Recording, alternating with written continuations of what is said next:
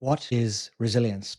So, for the past decade, I've been working with the Resilience Institute Global. It's an organization that supports people around the world in building resilience skills. And I've delivered thousands of workshops, webinars, seminars, keynotes. I have been leading the Resilience Lab at the Resilience Institute, where we build new technologies and find new ways to understand the science and the practice of resilience. Part of my journey was working closely with the founder of the Resilience Institute, Dr. Sven Hansen, to learn his framework, which is based around the resilience spiral, the resilience diagnostic and development framework. And it is a research based way of looking at the skills, factors, competencies that underpin human performance and resilience. So, I think a good place to start when we talk about resilience is giving it a clear definition, because for some people, resilience means grit. It means simply being able to push through a challenge, perseverance. But there is a real risk to grit, which is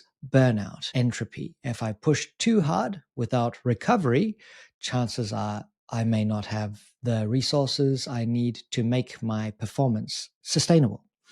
So, from a resilience perspective, it's really important to be able to balance that intensity and that performance with care and recovery. And in fact, that is the missing ingredient in most of our lives. We don't balance performance with care. So, unpacking the science of resilience requires a clear definition. It's not just grit. At the Resilience Institute, we have a fourfold definition, starting with bounce.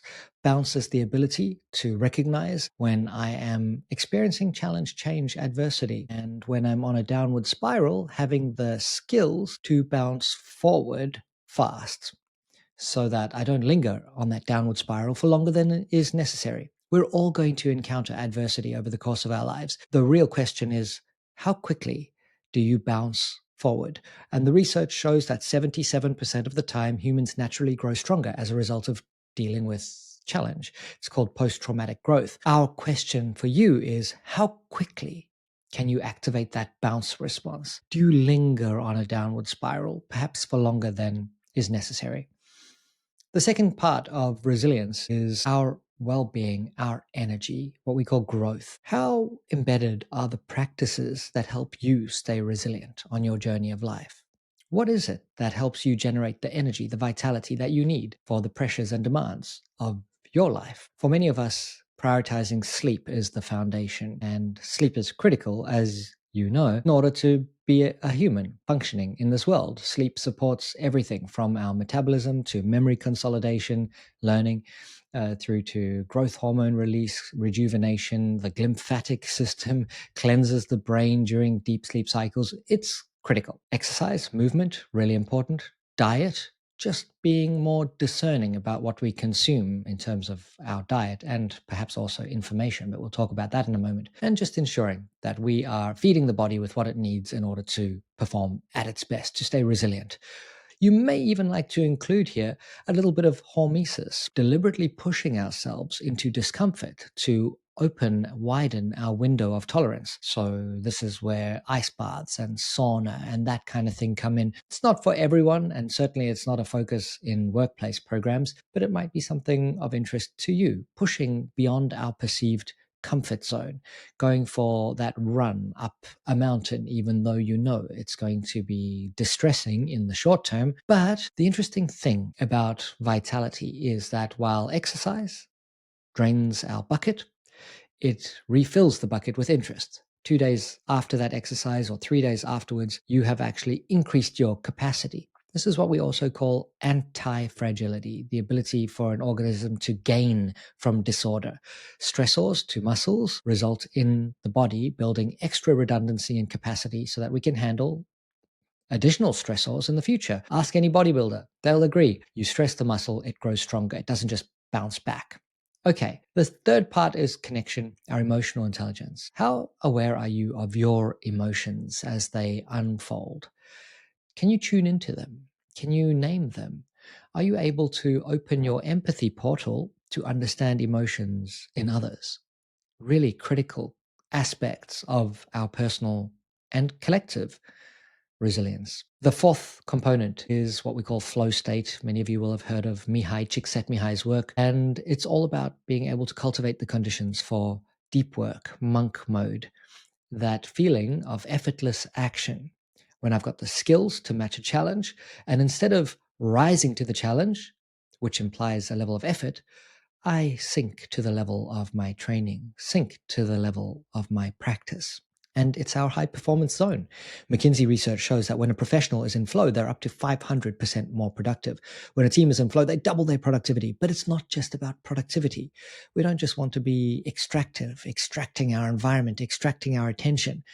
It's purposeful performance. And that's where I like to talk about focus, presence, values, being able to align with what matters most to us. So it's a holistic view on what it means to be a human navigating a challenging, volatile, uncertain, complex, ambiguous world, but it's immensely practical and grounded in research. So why don't we navigate our way through some of the key skills and tools and practices that enable us to stay resilient over the course of our lives. First and foremost is just recognizing your state. So there's a wonderful chart, it's called the Yerkes-Dodson curve, that shows how as challenge increases, we activate our resources to a point when it starts to become detrimental and we slide into distress. So you can imagine going from a relaxed state, you activate the resources required, you've got a clear goal, the right amount of time, you minimize distractions, you've got the skills to match the challenge. Those are the ingredients that will get you into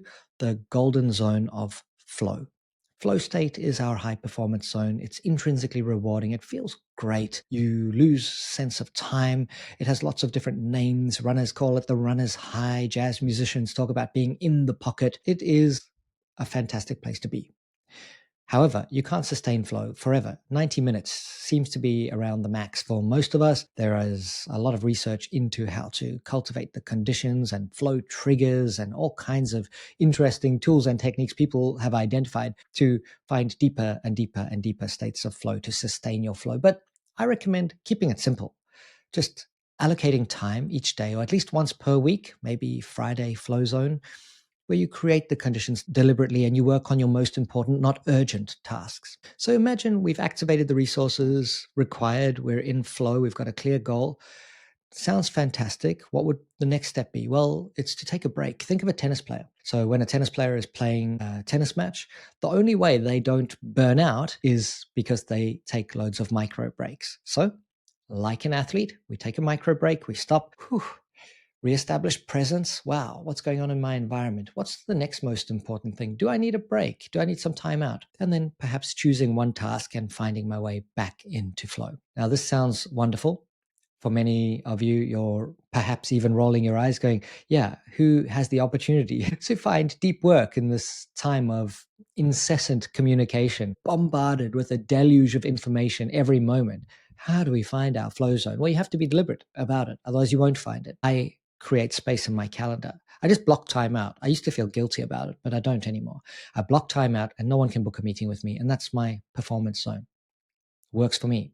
Could it work for you? What we do find is most people out there in the world spend the majority of their time in a kind of peak zone, highly activated. We're not necessarily in distress, but we're feeling stressed. Now, some would term this eustress, that's EU stress, as opposed to distress, which is harmful, which causes suffering. Eustress can be positive, especially if you adopt the stress is enhancing mindset. As popularized by Dr. Alia Crum and others, there's a fantastic book called The Expectation Effect, which shows that if you believe stress is good for you, it is good for you. If you believe stress is harmful, well, it's harmful. So when you're in this kind of peak zone, acknowledge stress is good for me. I need this. What can I gain from this? What can I learn from this? I'm in high intensity mode. It's kind of like a rugby player or pick your favorite sport in those moments of peak performance, running toward the try line, that expression on their face, full exertion.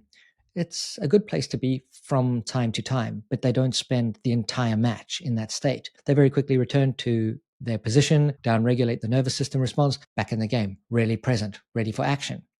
Now, in our busy workplaces, in our schools, in our lives, if we spend all of our time in that peak zone, we may find ourselves nudging toward burnout, toward fight, towards flight, toward freeze responses. We become overwhelmed. And the gateway to overwhelm is often multitasking.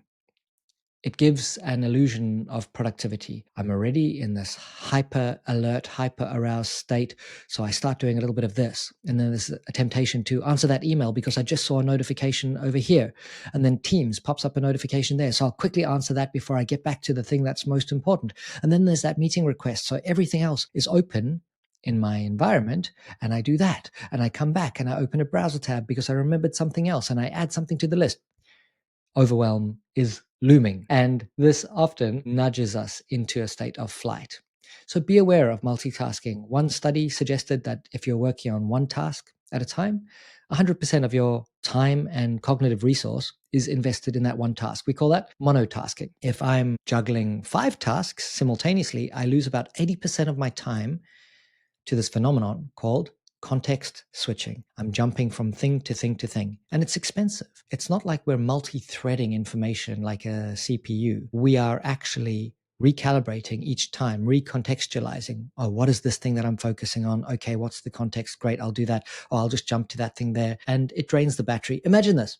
If you open every application on your smartphone and rapidly scroll between them, what happens? You'll notice the battery drains pretty fast. Now, our brain is not a battery or a computer. However, it quickly becomes fatigued when we utilize it in that kind of way. So be kind to your prefrontal cortex, to your brain.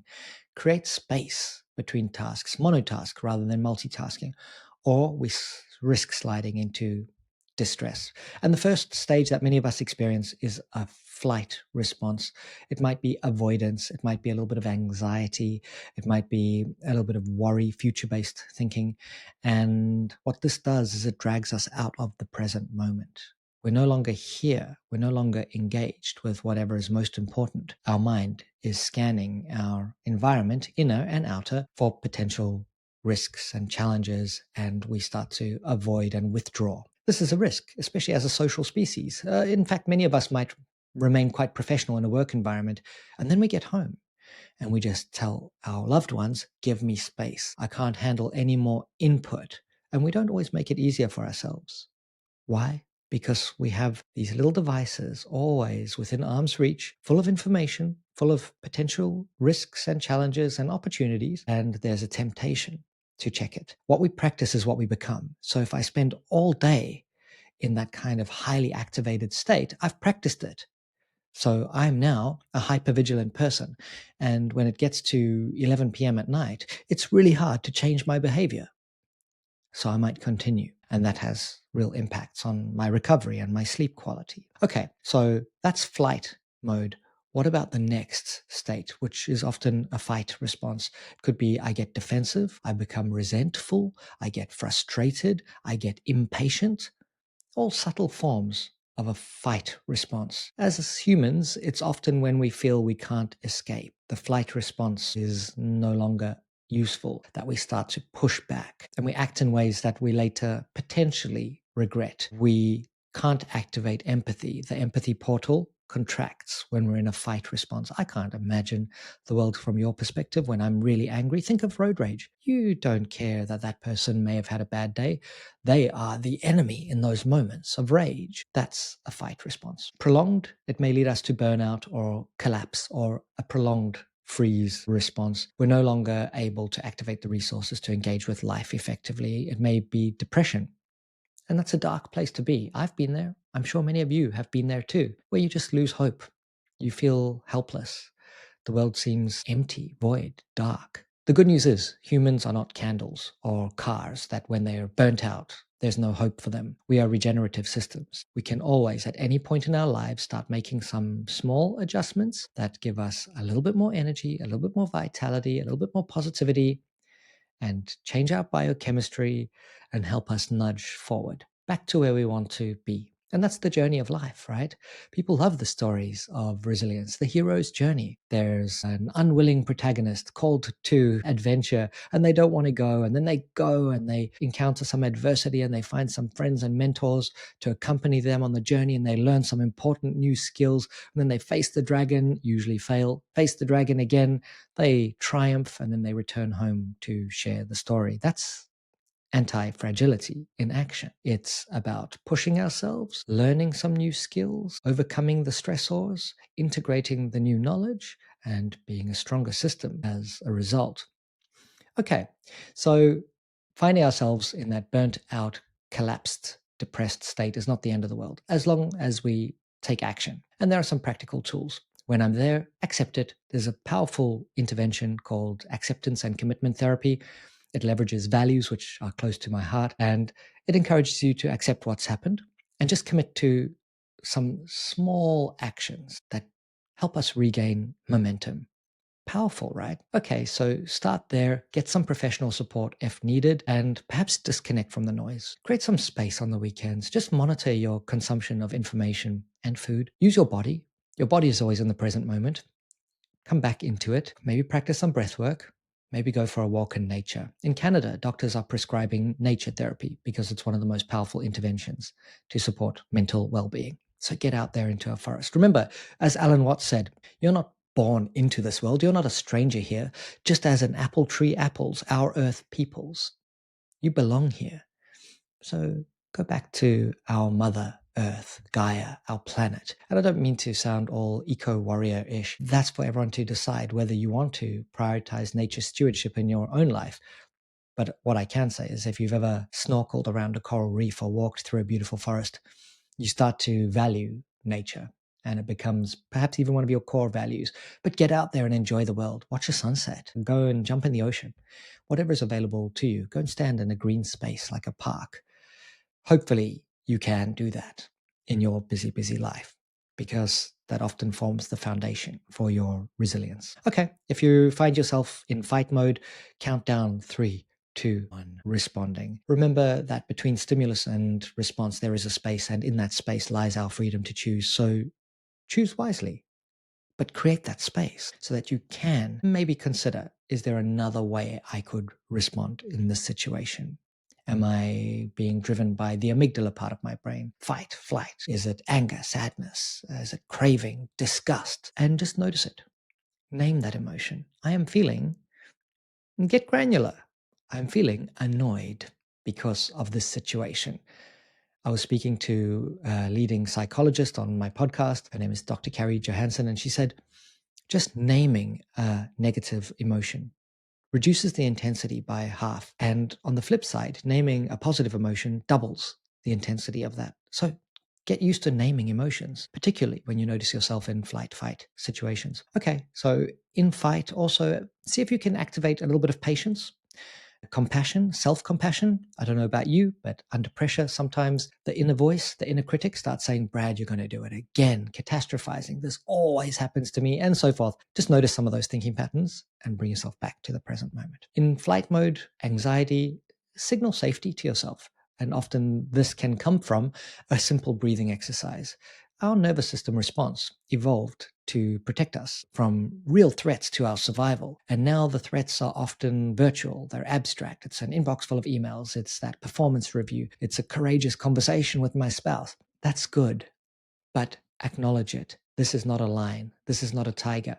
Am I inviting lions and tigers into my bedroom, maybe even into my bed first thing in the morning by picking up my phone and starting to scroll? The nervous system doesn't know the difference between an email and a lion. If you detect a threat in your environment, even if it's on your inner landscape, in the mind, at 3 a.m., you wake up and the hamster wheel starts turning. Well, the body says, I've got just the thing to protect you from that performance review on Friday. Cortisol, adrenaline, immune system suppressed, digestion goes offline. Wow, this is not a great state to be in order to secure rest.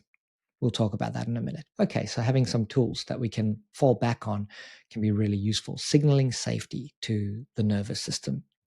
And then perhaps, activating all of my senses. So going outside, again, this is where nature comes into it. A little bit of sunshine, maybe a low carb snack, something that's not going to spike my insulin, and perhaps even doing some exercise, some movement.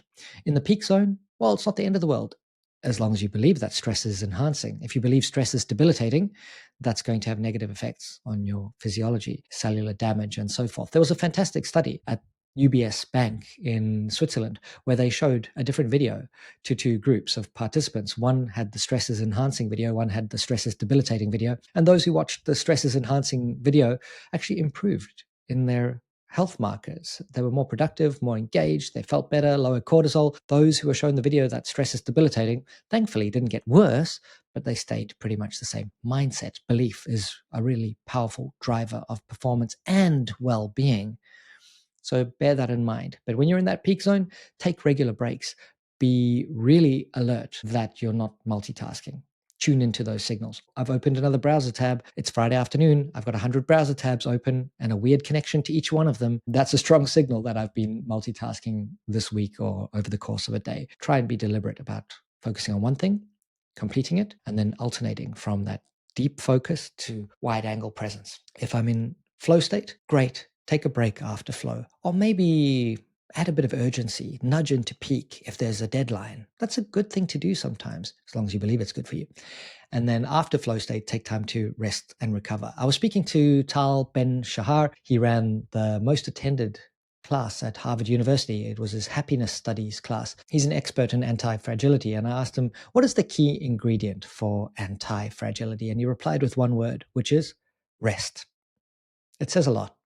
And I ask you, how often do you take time to rest and recover? So I want to take you to the savannah in Africa for a quick demonstration, because we can learn a lot from animals in the wild. So we have a very relaxed zebra, and it's there standing on the savannah, chewing on some juicy savannah grass. By the way, if we ever have a workshop together, I get volunteers to act this out. Always quite entertaining for me and for the others. Not so much for them. The zebra is in a state of calm, rest and digest, parasympathetic nervous system activation. And what it doesn't realize is there's a very hungry lion about to emerge from behind that baobab tree over there. The lion jumps out. The zebra takes a deep breath. It sends oxygenated blood to its limbs, and it activates which response do you think? Freeze? It's going to be lunch. Fight? Not a good idea unless you're in a corner. They will if there is no other choice. But flight is the best response in this circumstance. And so what happens is that zebra starts to gallop, and off it goes. And in these moments of the chase, certain things happen on a biochemical level. It releases cortisol. It releases adrenaline. These are stress hormones. They activate our resources. They sharpen our senses. They get us moving. Digestion stops. You don't need digestion. There's a lion. Reproduction goes offline. Let's not get distracted. Lion. Immune system temporarily suppressed.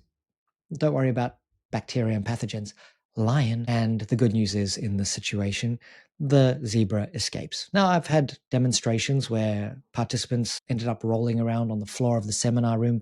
The lion caught the zebra, but I guess there were underlying tensions in that particular team. So anyway, the crazy thing about this is, in nature, within 30 minutes, our zebra is back to baseline levels of calm. After the chase, after the stressor, it quickly activates a calm response. This is perhaps why animals in the wild don't get trauma, because after a shock or stressor, they rapidly downregulate the nervous system response. They return to parasympathetic.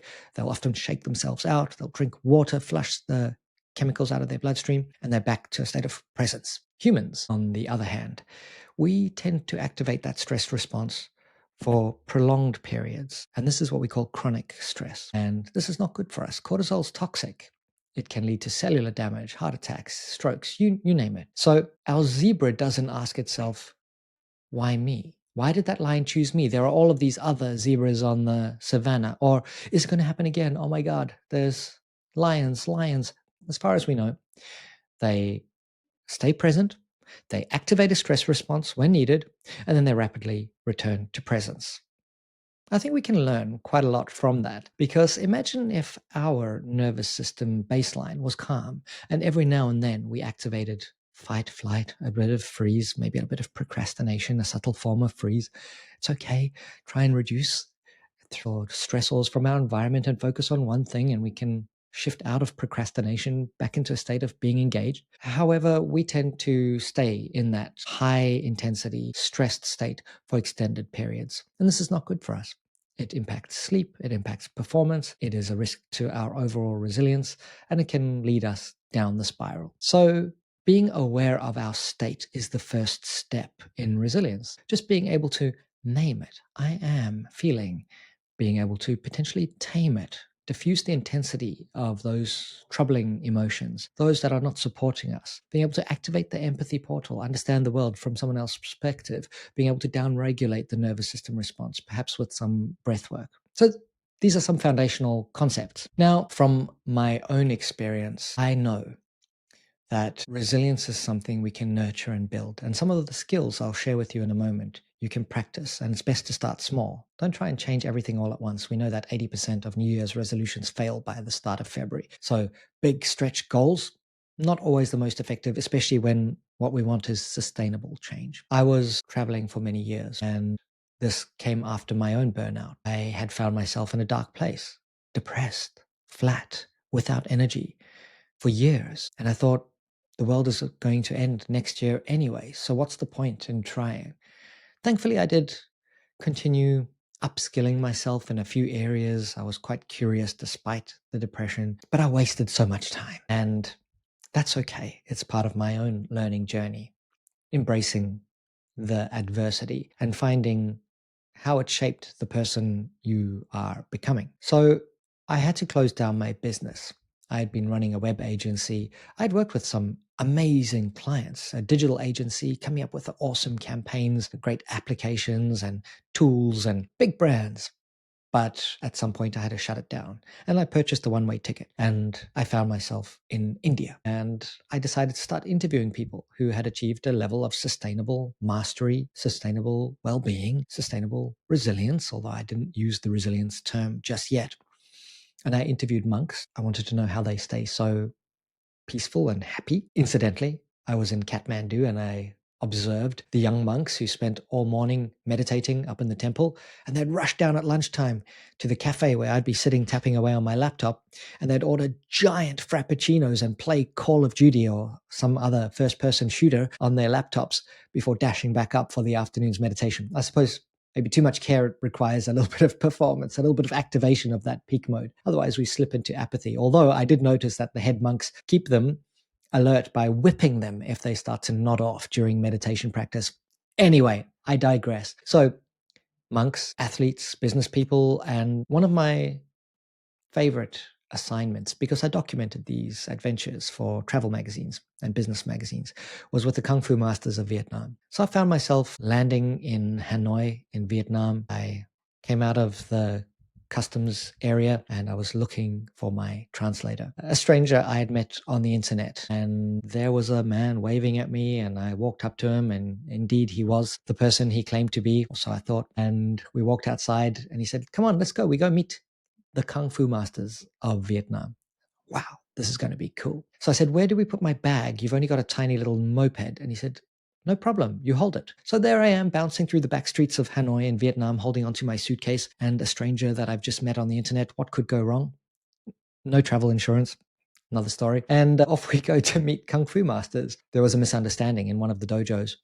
So I walked in and there was a bucket of beer and two seats placed opposite each other. The Kung Fu master, it was obvious who the master was. Everyone bowed. He came and sat on one chair and I was ushered to the other and encouraged to match him beer for beer. So we're drinking beers, something I can do. And he told me about his school and how he had been the master of Bruce Lee's master, or the cousin of Bruce Lee's master, something along those lines. And at the end, he said, "Now it's time for the demonstration." So I thought, oh, yes, please. This is going to be great. Kung Fu demonstration. "Oh, no, you're in it." I tried to clarify. "I'm here to write, not fight." But to no avail. I was ushered into the middle of the dojo, the training room, and the Kung Fu master stood up and he said two words you never want to hear in this kind of situation, which is, "Hit me." And I basically had to throw a punch at a Kung Fu master. And it went as you would expect. I threw a pretty lackluster punch and was picked up by my throat and carried across a room and thrust into the far side of the dojo. And I had to act with humility and say thank you for the experience and eventually make my way out. In retrospect, should I have been a little bit more forceful? Could I have taken that Kung Fu master? Maybe, but I'm glad I didn't, right? There was a whole room full of students and it's not really my style. So let's return to the adventure. Next up, I went to a dojo where there were pictures on the walls of Kung Fu masters. This particular Kung Fu master had trained in Shaolin in China, and he showed me the masters he had trained with, a couple of whom were Westerners, and how they laughed when they showed me the pictures. And the Asian Kung Fu masters are all quite slender. Some of them are even a little chubby, and the Westerners were built bodybuilder style, and they all laughed. And one of them shared how inefficient having big muscles is for Kung Fu.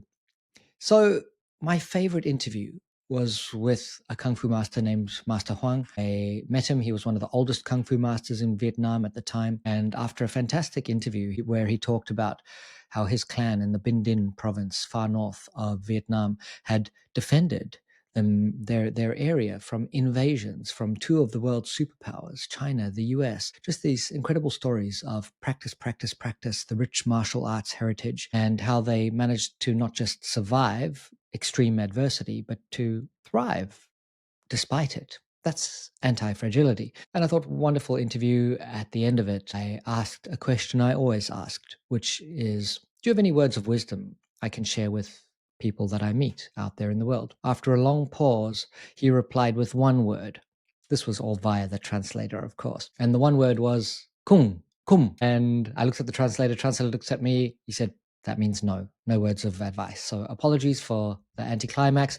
I said goodbye. I walked off, and then he called me back and he said via the translator, always carry a small flame, because a small flame can burn down an entire jungle. And this idea of a small flame resonated.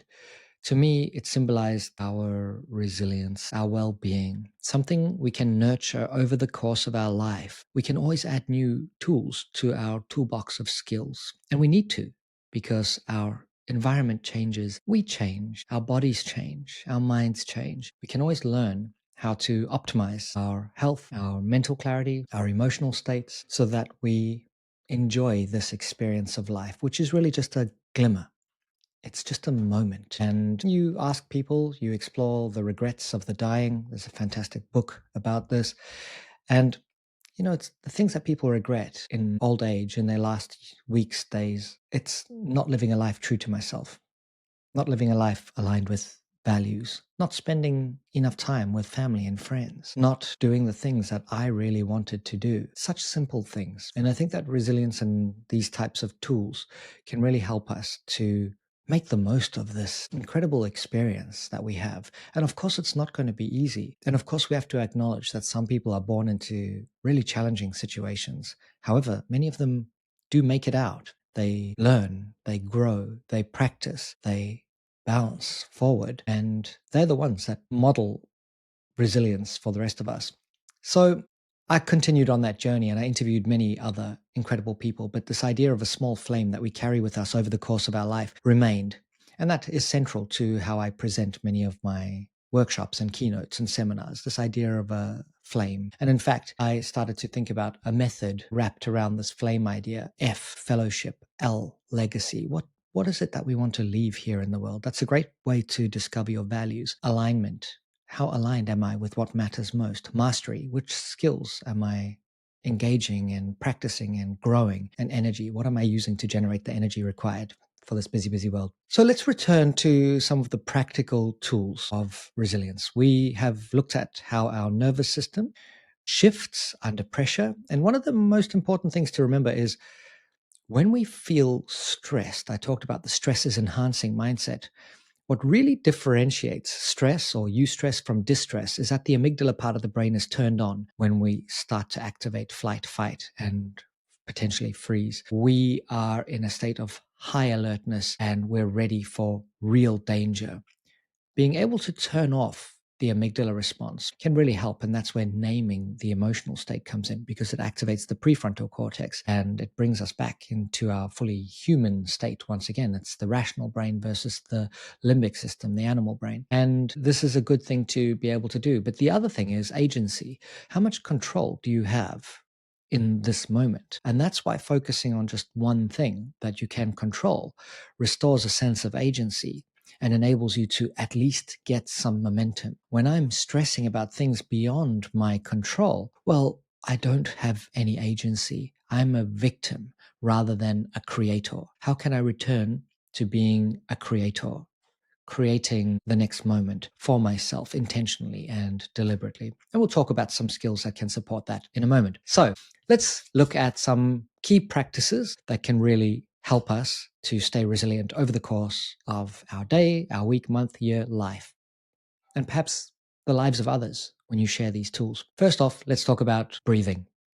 When we're panicked, we start to hyperventilate and we can actually over-oxygenate the blood. We can become alkalotic. We have too much oxygen, and the fine balance between oxygen and carbon dioxide is compromised. And this can send us even further into a spiral, which is why people say grab a brown paper bag, breathe in your own CO2, restore balance, and that should help us alleviate those symptoms. But there's another way, which is tactical calm, a tool I learned from Dr. Sven at the Resilience Institute. And it's really all about respiratory sinus arrhythmia, RSA. Every time we inhale, our heart rate increases. Every time we exhale, the heart slows down. So the net effect of this particular tool, which is all about long exhalations, is that we slow the heart and we shift ourselves toward a state of what's called coherence, calm, focused, connected. So the technique that is recommended by the Resilience Institute is long exhalations. In for 4.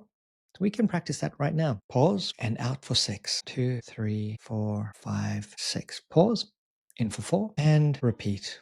It's really important that we breathe in fully.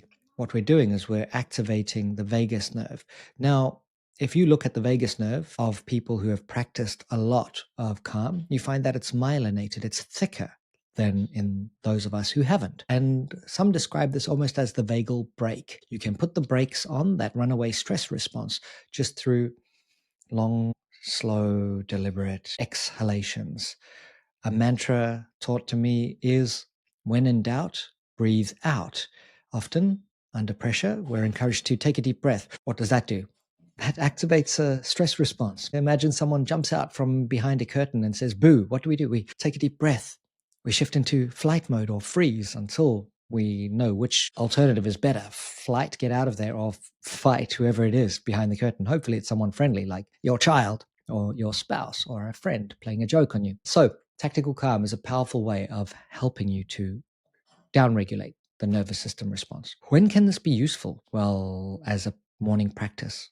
Before you start the day, before you pick up the phone, just signal calm, signal safety to your nervous system. And the good news is the more we practice, the easier it becomes. In fact, you'll see sports players out there on the pitch with one long exhalation before they do something important, before kicking for posts or before the final serve or whatever it might be. It's useful as a way to break up the day. We call this micro breaks. Instead of just defaulting to scrolling a device in any downtime that you have, what about using it as an opportunity to calm the nervous system, perhaps even engaging in some reflective inquiry, asking, what's my next best move? What's most important right now? Which value can I activate in the moment? Powerful questions to ask to create some rhythm over the course of the day. Because if we just try and maintain peak performance from morning until evening, I know that we're going to crash and we'll feel exhausted and we won't have energy for our leisure pursuits. We won't have energy to go to the gym or go for a run or whatever else is important. So performance requires care. Rhythms of resilience are important. Next up, let's explore some other breathing techniques that you may have heard of. Box breathing, popularized by Navy SEALs. In for 4, pause for 4, out for 4, pause for 4. It's symmetrical.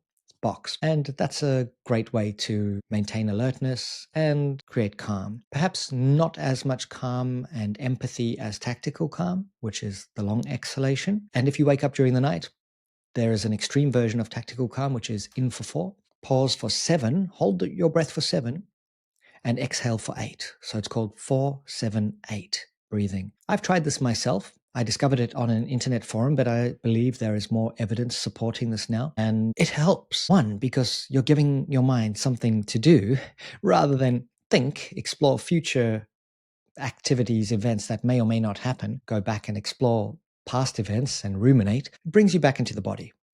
Okay, so 4-7-8 during the night. Find some other tools, techniques that work for you, but start small. You don't want to start with a half an hour meditation if you've never spent time doing any breath work. That's going to be torture. Start really small. I recommend 1 minute once per day. attach that habit to a habit that's already reliable. So I'll wake up in the morning, I'll brush my teeth before checking my phone.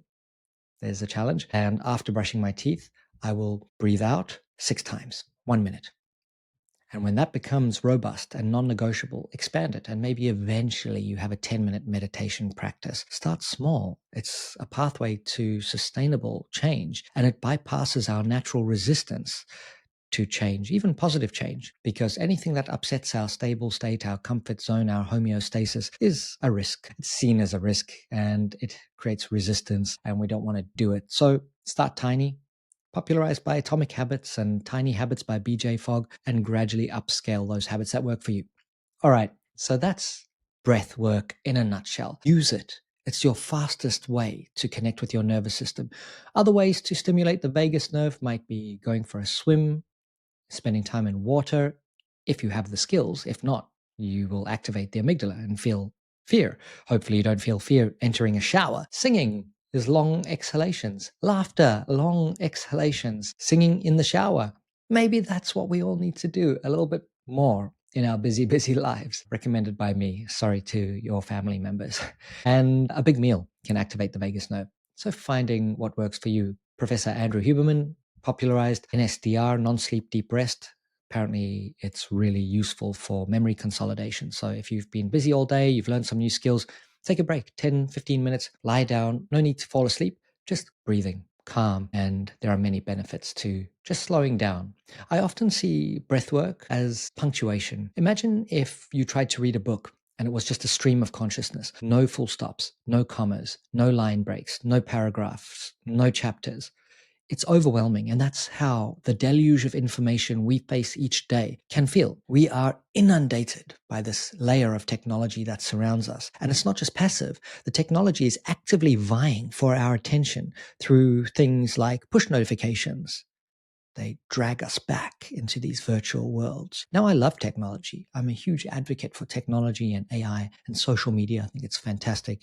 You're probably watching this video on one of those types of tools. And so I'm certainly not saying eliminate technology, social media, AI from your life. It's just about being more discerning and using it intentionally rather than it using you. As the Social Dilemma documentary stated, if the product is free, you are the product. So perhaps just turn off notifications so that you use it wisely. I sometimes think about this in terms of fire, flames, and when our ancestors long, long ago first managed to tame fire, or at least carry a branch around, and they realized the importance of maintaining that fire and keeping it burning, I'm sure they misused it all the time. People would have been running around with branches and burning themselves, and horrific injuries would have ensued until they realized that, well, a level of caution and safety was required in order to handle fire effectively, to use it for cooking without it getting out of control, to use it for lighting without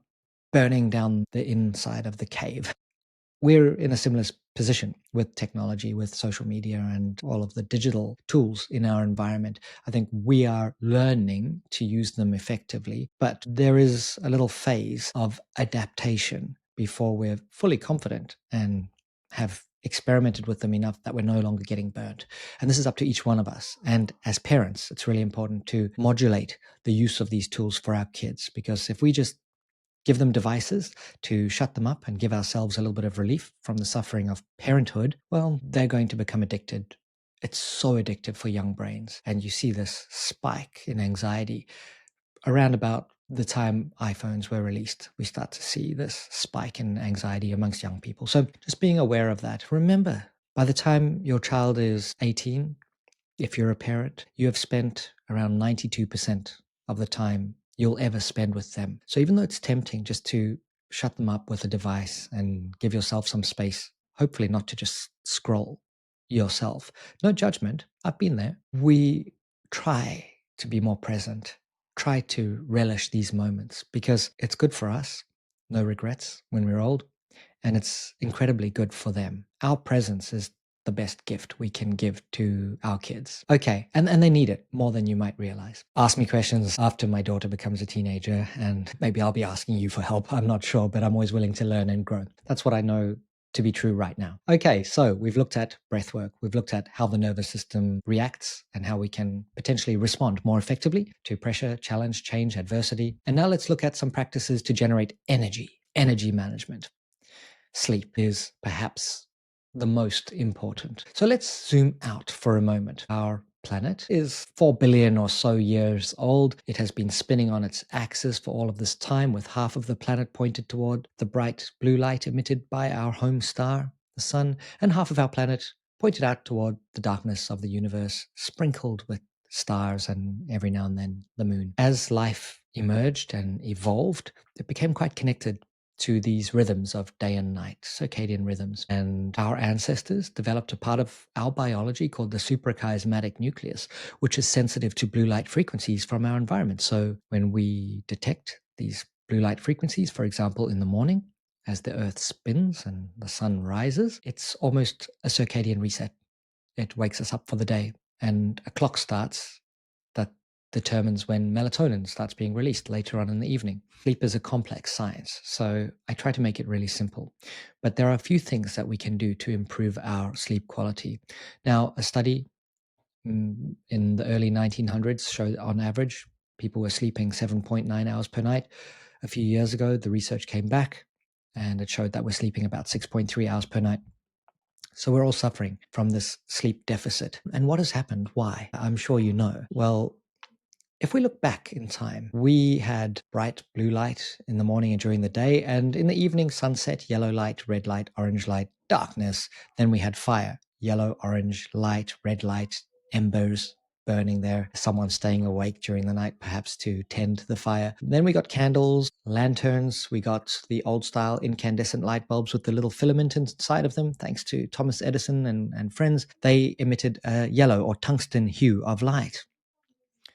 Around 20 years ago or so, we started introducing new types of lighting into our environment, particularly in the second half of the day, in the evening. We installed energy efficient bulbs in our homes, LED downlights, and then we started bringing our technology with us everywhere. I don't know about you, but when I had one of those old gray screen Nokias, it wasn't that addictive. You might send a text message occasionally. You could only play Snake for so long before you got really bored. So I say that from personal experience. There are probably a few Snake aficionados out there who are like, what I would give to have another round of Snake.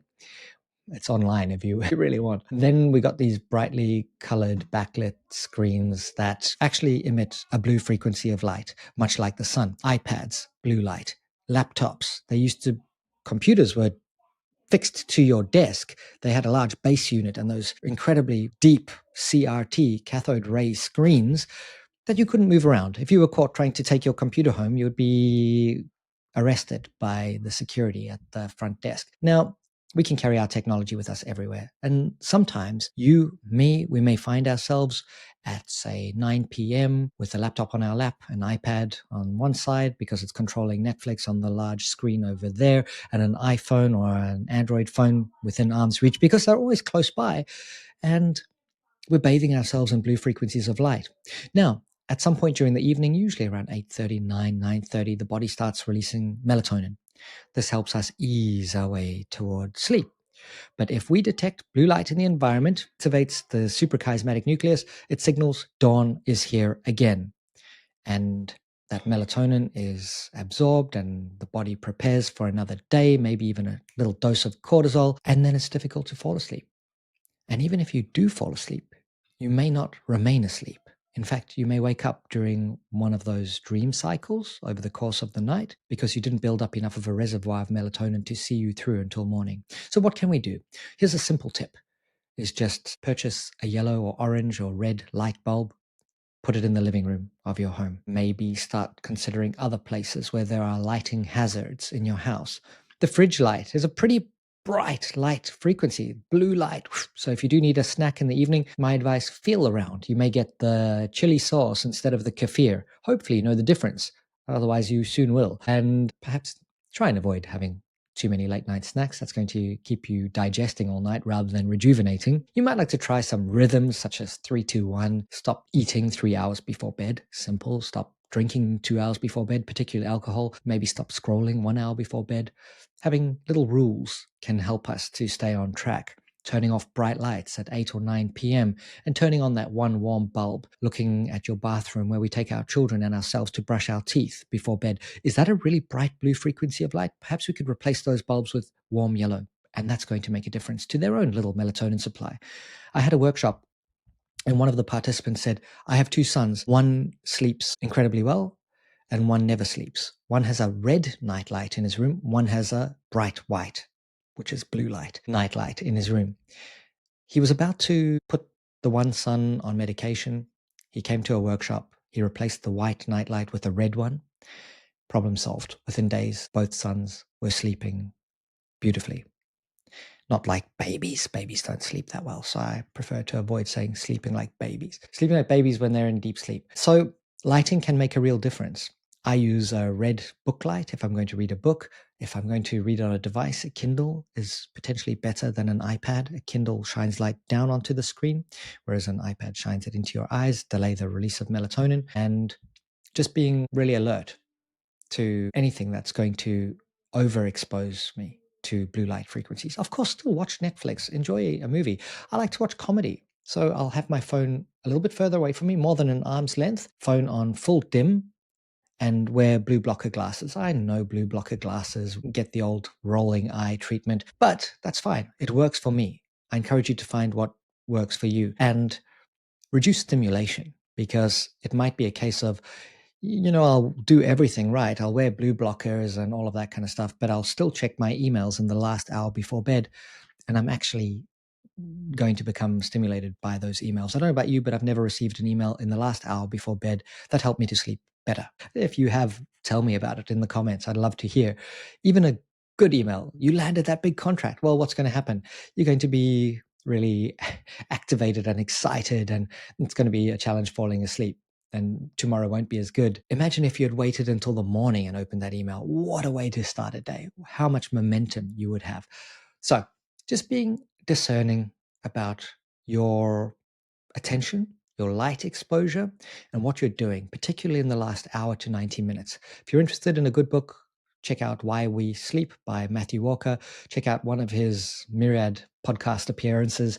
He is fantastic. It is during deep sleep cycles that the brain goes through a cleansing process, the glymphatic system. It almost acts as a kind of fertilizer for your neurons. It washes out plaques and it helps us to cleanse the brain, if you like. Create space. Ensure that you do get your deep versus REM sleep cycles. And this might mean tracking your sleep for a while to see which habits, practices improve sleep quality. You could wear an Aura ring. You could use an app like Sleep Cycle. It's a little bit creepy. It listens to you using the microphone. I love it. It also only wakes you up during dream sleep cycles, or it does its best to do that, which means that you feel a whole lot better than you would if you wake up with an alarm. What a name for the thing that greets us every morning, especially during a deep sleep cycle. That's when you feel that distress, you feel fatigue. Wake up during dream sleep, even if you get less sleep, and it feels a whole lot better. So that's highly recommended. So track your sleep, try and get a clear picture of whether you are getting enough deep to REM sleep, and then put in place some environmental changes, less blue light in the evening, maybe exercise earlier on in the day if you can. Late night exercise might be stimulating. Try and reduce alcohol, maybe not have as big a meal too close to bed so that you're not digesting all night.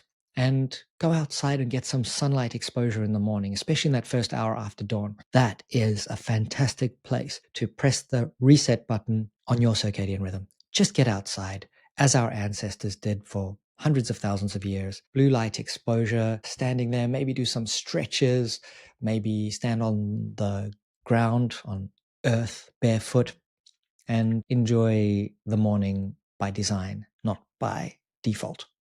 So sleep is important. Movement, we like to talk about 5 forms of fitness, and people sometimes bias themselves toward 1 or 2. So perhaps consider a little bit of flexibility, a little bit of high intensity, a little bit of strength, some balance, and some aerobic cardio exercise. We often become biased toward one of them. If you're a bodybuilder, you like strength. If you're a yogi, you like flexibility.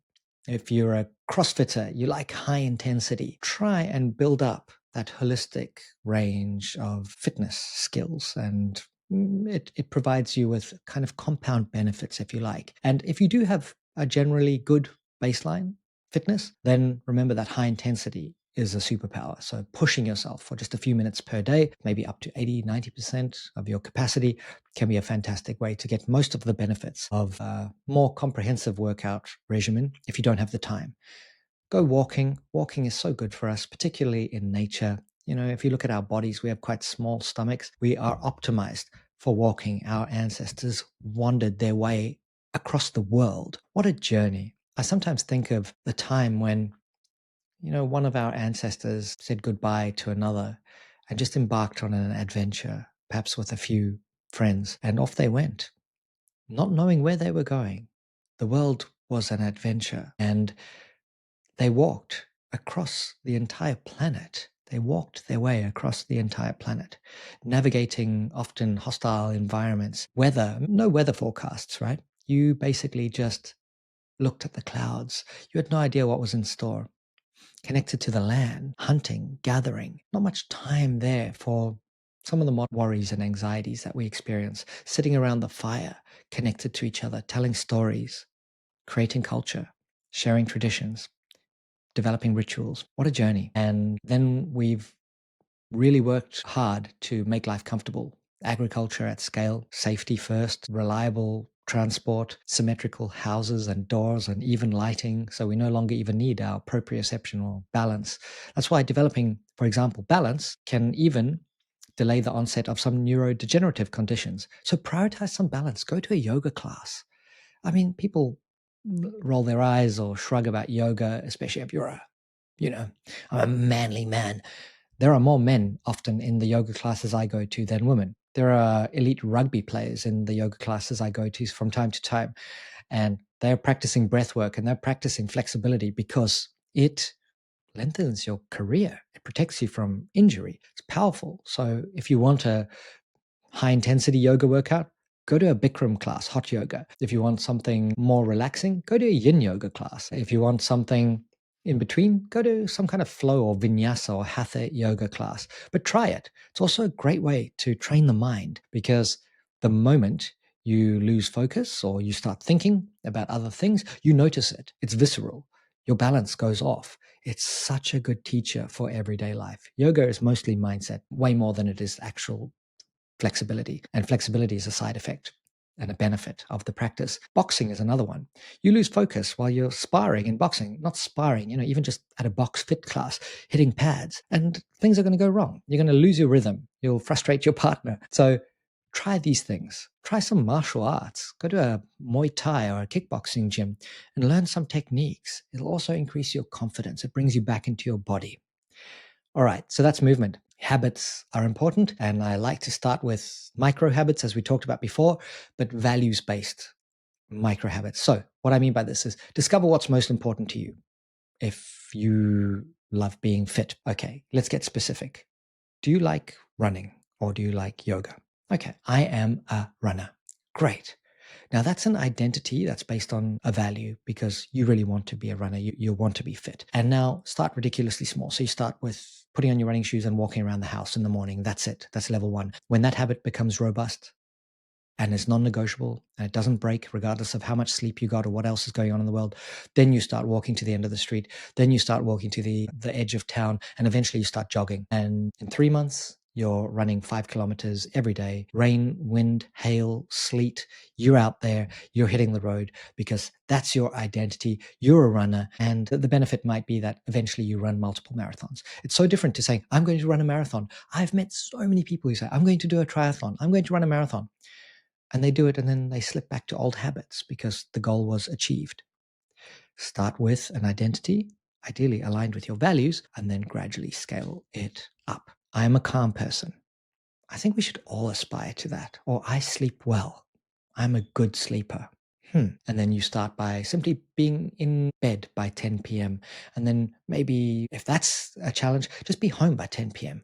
And then maybe you start trying to be in bed by 10 p.m. and then devices off and so forth. So scale it incrementally. I'm a calm person. Start with one long exhalation every morning after brushing my teeth, and then it becomes a minute, and then it becomes 2 minutes, and then it becomes 5 minutes, and then I start meditating. I download Headspace or check out the meditation in the show notes because I've recorded one that I share in my workshops that many people seem to like. So that's habits.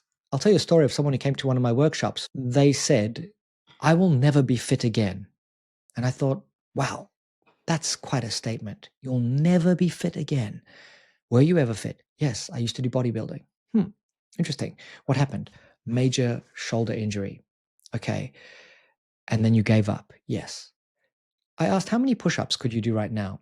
And he said, I could do 5. That's not bad without any pain. So I said, what's a habit that's reliable? And he said, making coffee every morning. I said, how about if you do 5 push-ups every morning while you wait for the coffee to brew? What time is that? 7 a.m.? Put a post-it note next to the kettle. He shrugged. The workshop continued. 4 years later, I heard through networks that he shares his own story of transformation. In year 1, he did 1,825 push-ups, 5 per day, while waiting for coffee to brew. In year 2, he doubled it because he was feeling good. 10 push-ups each day, 3,650 push-ups. In year 3, he added on meditation, a few minutes of meditation and a few minutes of stretching. By the time year 4 rolled around, he was a completely transformed person, feeling fitter, feeling more confident, mentally clear, more flexible. He joined the gym. He had completely rewired his life, but it started with a tiny habit. We've all got the capacity to weave a web of habits that will not just form a safety net, but also a springboard. So we have the vitality, we're anchored in the known, we are grounded by our own habits. And that is the key to resilience. So we looked at energy management. The next component is our emotions. Emotions, we could spend an entire day talking about the science of emotions, emotional intelligence. But I think most importantly, and we alluded to it earlier, is just being able to detect and experience an emotional state in real time, to be able to name it, to understand, oh, I'm on high alert. That's the amygdala. Is that necessary in the situation? The reason why we experience road rage is because it's inherently a dangerous activity. So we're already on edge. Now, if I have a terrible night's sleep and I'm hungry, I'm more likely to have an activated amygdala. So I come into work, there's that email that triggers me. And next thing, I'm losing the plot and I'm shouting at someone, having an outburst, and I regret what I've done. Regret to me is the opposite of fulfillment. If fulfillment is the objective of life and fulfillment comes from action aligned with our values, meaningful action, then regret is the opposite of that. And I think we all want to experience more fulfillment, more meaning, more joy, more awe, and less regret. So being able to notice that I'm being hijacked by the amygdala part of the brain is step 1. And you've always got the power to stop and create some space between stimulus and response. There is a space, and in that space lies our freedom to choose. So create the space. Ask, what are my options here? What's my next best move? Respond calmly and firmly, and then make it a habit. And eventually, you'll find that the ups and downs will be less. You'll have more equilibrium. You'll be able to notice triggers before they trigger you. You'll be able to say, okay, that's a triggering behavior. I'm not even going to buy into it, instead of needing to utilize a tool like tactical calm in the moment, real-time resilience. I'm triggered right now. What can I do to slow down the runaway nervous system response? Okay, name an emotion. I am feeling annoyed because of this event. I am feeling disappointed because of that behavior. By naming it, we tame it. We diffuse the intensity. Really powerful. Can you claim your positive emotions? So I am feeling joyful because of this milestone. I am feeling grateful because of that gesture. Whatever it might be, naming your emotions gives us agility. It enables us to be less biased towards certain emotional states. What we practice is what we become. So an emotion usually lasts a few minutes. If it sustains for multiple hours, it becomes a mood. If it lasts several days, weeks, months, years, it becomes our temperament. Be alert to that, because if I practice anger continually, that becomes my baseline. So from experiencing an acute burst of anger, I become an angry person because I practice that. But as humans, we can rewire how we react or respond. It may require some effort, especially if you've practiced something a lot. If I've practiced a lot of bench press in my life and now I go and start working legs, it's going to feel hard and I'm not going to want to do it very often. But you can. And so the key is just recognizing it. Ask, which wolf am I feeding? Am I feeding the anger wolf? Am I feeding the kindness wolf with my emotions and my thoughts and my actions? And try and feed the opposite wolf. And it's really powerful to consider, what is the opposite of the emotion that I'm experiencing? If I'm experiencing a lot of anger, can I activate a little bit of compassion, perhaps even toward myself. That's the opposite. I'm activating a lot of sadness. Can I find a little bit of joy? Prioritize something that I really enjoy each day. If I'm activating a lot of craving, can I switch that to gratitude? You know what? I'm good right now. I don't need anything else. So consider your ability to activate the opposite emotion and hunt the good stuff in your environment. Sometimes we really need to seek out all of the things that are going well deliberately. Instead of just asking your kids, if you have kids, how was your day? What happened today? Kids will usually just say, I don't know. Ask them, what's something that went really well today? What's something that happened that was really fun? What's something that made you laugh today? Now, these are questions that encourage them to hunt the good stuff, but don't just do it with them. Ask yourself and write down 3 things every day that went well. That's called a gratitude journal. And the research shows it can even improve sleep quality. So utilize these tools to improve your well-being and the well-being of others. And perhaps in a work context, ask each other what's something that went well before we just default to what's the next most important thing to do. Create a culture of calm, model the change you wish to see. Emotions are contagious, and it's important to question, what am I transmitting and what am I receiving? And can I be more deliberate and intentional about that? Okay, so empathy is another important aspect of our emotional intelligence, really just being able to understand the world from someone else's perspective. And that's a whole other story that I don't think we need to go into right now. So let's finish off with our mind. We experience, some estimate, around 6,000 thoughts per day. There was some older research that suggested between 60 and 1,000 thoughts per day. That's a lot of activity. Often it's below the level of our conscious awareness, but thoughts bubble up when necessary. For example, if this room suddenly got really hot, I would start trying to disrobe. I'd be trying to open windows and worry about the sound and all of that kind of stuff. Because the temperature is relatively stable, I don't even notice it. So it's not a problem. So there are thoughts below awareness and there are thoughts in our awareness. There are thoughts on the inner landscape. There are thoughts in the outer landscape. Being aware of the time traveling mind we talked about, being able to bring our attention back to the present moment, shine that beam of focus on what matters most, but learning how to alternate between deep focus and wide angle presence. Presence is just being aware of the environment. Remember our friend, the zebra. Focus is zooming in on one thing deliberately that's really important to me right now. Often we jump from thing to thing to thing, fully zoomed in, and that feels agitating. If you've ever looked through a telescope out there and someone says, there's a whale, and you zoom in, and you're, wow, yeah, that's so amazing. Little puff of mist as the whale emerges. And then they say, another one is over there. Oh, wow, where? You try to find the other whale fully zoomed in. It's agitating. That's what context switching feels like. So rather, zoom right out, take a breath. Oh, there's the other whale. Find your focus, zoom in.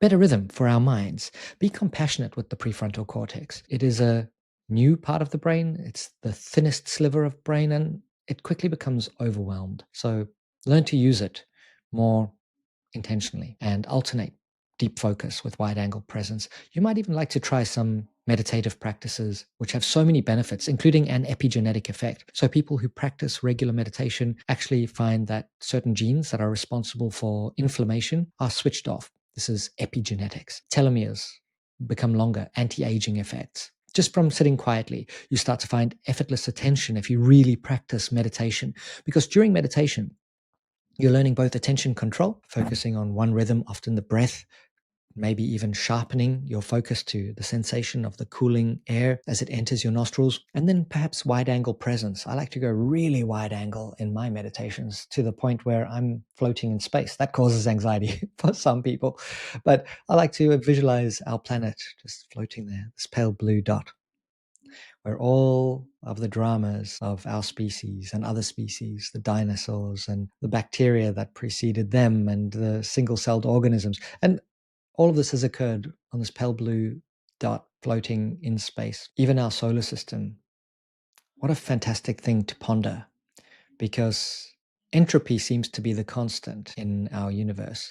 Energy burns itself out into a kind of cosmic dust, as per the second law of thermodynamics. But there are certain systems that defy the second law. They create centropy or negative entropy. They regenerate. They create their own kind of harmonious dance that defies the second law. And I think We can create that through rhythms, through habits, through connections, through our values and values aligned action. We can create this orderly, harmonious system, at least for a while, where perhaps we're like the sun, which is hurtling through the universe at 828,000 kilometers per hour. It's not a static system, but we can model that. Life is moving fast, but we can ground. Our planets are our habits and our rhythms and our friends and our rituals and the things that are important to us. And that's what resilience is all about. Okay, so find a mindfulness practice. It's a long way of saying that, something that works for you. Some people use meditation as aspirin, they use it when they need it. That's me. When I find my mind extremely busy, it's one of the tools in my toolbox that I can revert to and say, let's fact check these thoughts. Do I really resent that person? Is that person really my enemy? Is that task insurmountable? Often the answers emerge. Or use it daily. Find a way to disconnect each day and just spend some time contemplating, reflecting, introspecting, asking what went well. It will improve your sleep quality if you do dedicate some space for that, because your mind will alternatively try and solve problems the moment you stop. Reduce your information overload. You lie down in bed, close your eyes, and the brain says, oh, thank goodness. Now we've got some time to focus on and try and resolve all of these challenges in my life. And then we stay awake all night, or we wake up at 2 a.m. and the hamster wheel starts spinning and we're wide awake. If that happens, what do? 4, 7, 8. In for 4, pause for 7, out for 8. Give the brain something to do. This is not the time for thinking. This is the time for recovery. We'll spend some time thinking in the morning. That's a rhythm of resilience, a simple practice. Flow state, our high performance zone. So I've mentioned this already, but to get into flow, try and create the conditions for it, because if you get disrupted, you won't find deep flow. So first and foremost, set a clear goal for your flow activity. Not, I'm going to write a book or I'm going to write one word that's either too big or too small. Something just right for the amount of time you've got. I'll write 2 paragraphs today. Great. Have you got the skills to match the challenge? If you don't have the skills, it's time to learn. And that can be a great way to elevate your performance and find deeper flow. That's why flow junkies are constantly pushing the limits. They're learning new skills, mastering new skills so that they can get deeper flow. So find tasks where you have the right match of skills to challenge. Too many skills, you'll be bored. Too few skills, you'll be anxious. Create the right amount of time. About 90 minutes is optimal, but figure it out for yourself and dedicate time, map it and lock it into your calendar. That is my flow zone and it is non-negotiable. You'll reap the rewards in terms of that momentum, that 500% productivity boost. And then minimize distractions. Give yourself the gift of deep work, of monk mode. Turn off technology. Put your phone on airplane mode. Nuke Microsoft Teams or Slack or Outlook. People may say, well, why weren't you on there? I sent you a message. It's very rare that there's an emergency that's so important that you being in monk mode for an hour is going to change the world. And if it is that important, perhaps people can phone you or come and tap you on the shoulder or whatever. I realize that in some types of work, you may need to be on high alert. Hopefully, if you're an air traffic controller, you have downtime. So you're not always in that state of hyper alertness. But for most of us, you can disconnect from the noise. You can book a meeting with yourself. And if you can't do it in your workplace, do it on the weekends. People find flow cooking, gardening, hunting, surfing, painting. But when you find your flow zone, minimize distractions. Make sure that you've got the skills for that particular challenge. And then sink into it. You may even like some flow triggers to help you achieve deeper levels of flow and to signal that this is my time for flow. You may like to have a piece of dark chocolate, listen to your favorite song, do 3 push-ups. That primes the body for what's to come, which is your flow state. Then when you're in your flow state, try and maintain it. Remember, you might need to hydrate. We tend to lose track of bodily needs during flow. It's called transient hypofrontality for a reason. It's short. Hypo, the front part of the brain, goes offline, and we rely on much deeper neural pathways forged through practice. So enjoy that experience. And then when you come out of flow, make sure that you've got some space to recover well. Ensure that you get a good night's sleep. And the more you practice flow, the easier it is to get into that state. So what resonated for you? We've talked about our nervous system shifting from relaxed into flow, into that peak zone, If you believe stress is good for you and the amygdala is turned off, it's good for you.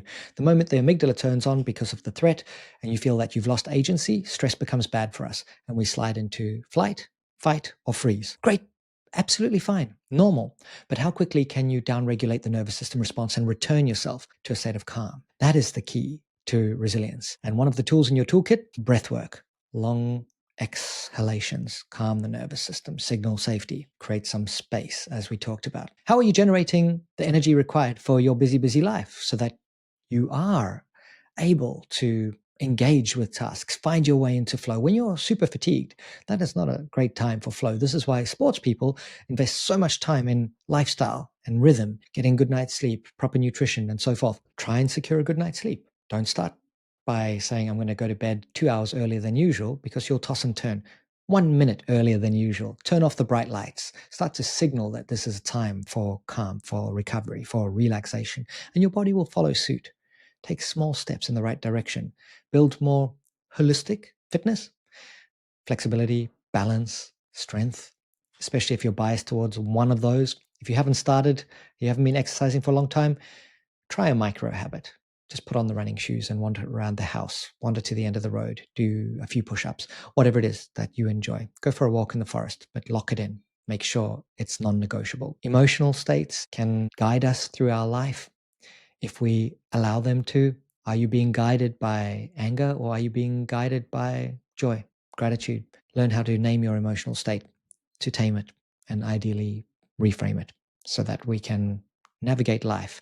Remember, emotions are strong signals that push us away, pull us toward. They are energy in motion, if you like. And the word emotion comes from the Latin movare, which means to move. So figure out, where do I want to move? Which emotions will guide me there? That's foundational to our resilience. And remember, emotions are contagious. Am I transmitting and catching emotions from others? Which ones do I want to transmit and which ones do I want to catch? And then finally, consider the mind. Are my thoughts racing to the future or the past? Can I make this moment golden? Because if I make this moment golden, my life becomes a series of golden moments. Can I cultivate the conditions for flow? So we've covered a lot of ground. I hope this has been an interesting, maybe useful session. I've shared with you some of the tools I've shared with thousands of people around the world, and I hope that you find some value in them over the course of your life. If you haven't checked it out yet, feel free to find a copy of my book online. It's called Start with Values. Is that blurry? There we go. Start with Values. How to build a life with meaning and purpose. Many of the tools we've discussed today are listed inside of there. And I wish you all the best, passing you that small flame of resilience to take forth in your life and to hopefully support you in lighting the way in times of challenge, change, adversity, perhaps illuminating the path for others, for those that you care about. Wish you all the best, and I'll see you in the next session.